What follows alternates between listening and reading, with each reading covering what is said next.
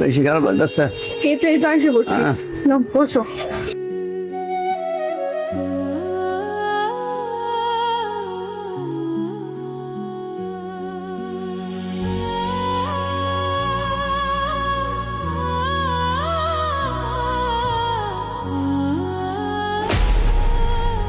কি ব্যাপার, তুমি কলেজে কেন?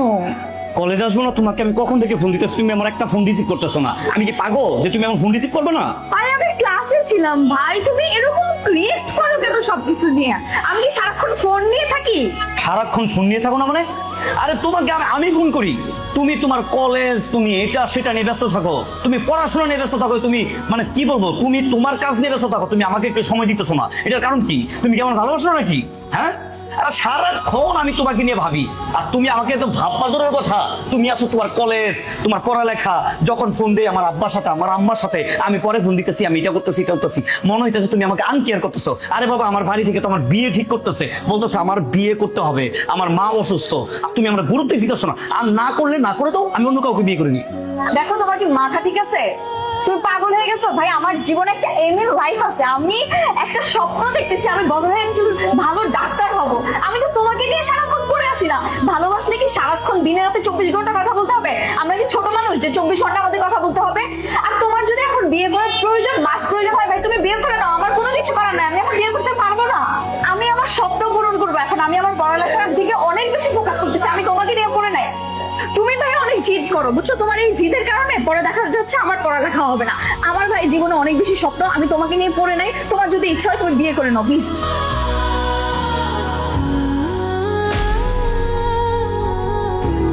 কি হয়েছে তোমার, উঠতেছো কেন? আমি ওনাকে দেখাবো না, আমি অন্য কোথাও দেখাবো। কি বলতেছো এগুলা? আমাদের নরসিংদীর মতো উনিই তো ভালো ডাক্তার, ওনার সিরিয়াল পাওয়া যায়। আমি এখন দেখাবো না, প্লিজ অন্য জায়গায় চলো, অন্য জায়গায় ভালো ডাক্তার আছেন, ওইখানে দেখাবো। বুঝলাম না, তাহলে তোমার কি হয়েছে? ওনারা দেখালে তোমার কি সমস্যা?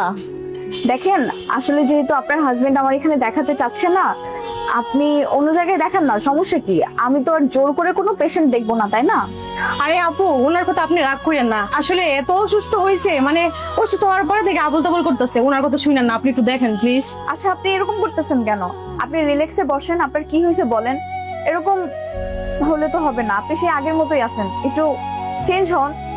আপু, আপনি কি আমার হাজবেন্ডকে চিনেন নাকি আগে থেকে? চিনি বলতে আসলে আপনার হাজবেন্ড আমার ক্লাসমেট ছিল। ও আচ্ছা, ঠিক আছে। আসলে তার অনেক বেশি জিদ, আর এই জিদের কারণে সে জীবনে অনেক কিছু হারাইছে। এই কি হচ্ছে? আপু, আপু, একটু দেখেন তাড়াতাড়ি।